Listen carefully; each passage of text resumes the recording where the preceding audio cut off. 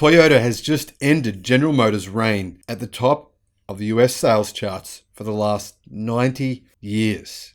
So why has this happened? And can General Motors do anything to change it? Hello, my friends, and welcome to the Electric Viking. My name is Sam Evans. I'm coming to you here from Melbourne, Australia. It's an awesome day here. Perfect sunny day, about 26 degrees Celsius. Spent it at the BMX track with my boys. Had some fun outside in the sun. Make sure you get enough vitamin D. Extremely important right now to prevent you from getting viruses and other things like that. Also, remember, the sun does other things other than just vitamin D. It gives you infrared rays, and they're extremely important for your immune system. So, just my little tip for you. Make sure you get enough sun. Now, big shout out to Patreon supporters of the channel. Thank you for making this channel what it is. I'll put a link in the description below to our Patreon account if you want to jump on there and support us. That would be amazing. So, what's going on in America right now? Well, there's been a structural shift this year, and that has led to, well, Ford share price increasing by nearly 150% when it actually declined over the last 4 years significantly before that. Well, General Motors, the same thing has happened. Their share price has gone up, and still they've lost market share this year to Toyota. So why has General Motors and Ford's share price increased even though they are losing market share? Well, it's because their future plans, to be honest, to be frank, are better than the future plans of Toyota. So while Toyota is having fun now in the sun, eating its ice creams, that's what I like to say, you can eat your ice cream now, or you can wait until next week and get 5. What are they doing? They're eating their ice cream now. But anyway, that's besides the point. What I want to tell you about is what's actually happened this year in the market in the United States. Well, Toyota has overtaken General Motors in the US, ending General Motors' 90-year reign at the top of the US sales charts. 90 years. That is incredible. Now, this is a major upset, and it's partially due to issues with, well, semiconductor chips, parts shortages, all those sorts of things. But there's more to it. Now, both Toyota and General Motors actually struggled with stock shortages and intermittent production slowdowns during the second year of the coronavirus pandemic, but Toyota was able to better manage the crisis to take the top seller status from GM, a title it held from 1931 to the end of 2020.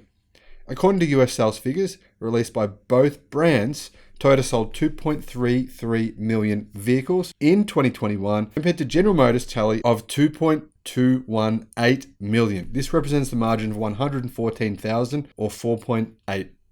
In other words, Toyota sold 114,000 more vehicles than General Motors in the United States in 2021. Now, Toyota's most popular model was actually the RAV4 SUV with 407,700 vehicles sold. General Motors' most popular models were, unsurprisingly, the Chevy Silverado and the GMC Sierra full-size pickups, which are basically the same vehicle, but they're sold under different brands. They sold 778,700 vehicles between them. GM sales were down 13% in 2021 versus 2020 across their full range, which it attributed to ongoing stock shortages. On the other hand, Toyota's sales were actually up 10% in America in 2021, which sounds good on the face of it. However, I believe this trend will most certainly reverse over the coming years. Why? Toyota does not plan on electrifying a significant percentage of its vehicles in America. It may do so in other places. It may change its mind, but even when you change your mind, it still takes years of planning in order to release electric cars en masse to the market. And Toyota simply isn't planning for that kind of future. GM and Ford, on the other hand, are planning different things. Yes, they're not planning enough electric cars, but they're certainly planning on having far more electric cars for sale in North America than Toyota is, and that is extremely important. Now, Ford hasn't yet released sales data for 2021, but industry experts estimate the Blue Oval will come third with approximately 2 million sales in the US. Now, Australia was actually the first Western country where Toyota topped the sales charts. In 1991, they became the best-selling manufacturer in Australia for the first time, outselling General Motors, now defunct Holden Marquis. Basically, GM cars were called Holdens in Australia. Since then, Toyota has led the Australian new car market for 25 years, including the past 19 in a row, which is quite an achievement. But I see that trend reversing over the next decade. As many of you know, I believe Toyota is ill prepared for the next decade. If they were prepared, let's be honest, why are they getting another manufacturer to build cars for them? If they can build enough EVs, why are they saying, BYD, please build cars for us? Seriously. That is not the decision of a company that is prepared for the electric revolution. However, I believe the most likely company to lead the sales charts by 2025 in the US is actually Ford.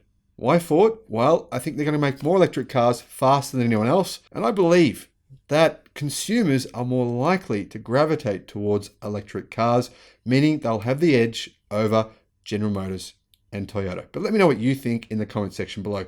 Who's going to win the sales charts? I mean, to be honest, realistically, I actually see Tesla as becoming the highest selling manufacturer in the United States. But that could take a few years. I'd say maybe by 2026.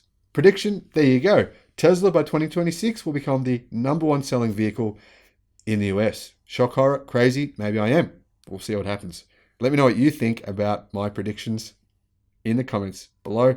Have an awesome day. I'll see you again on the next one. Bye-bye.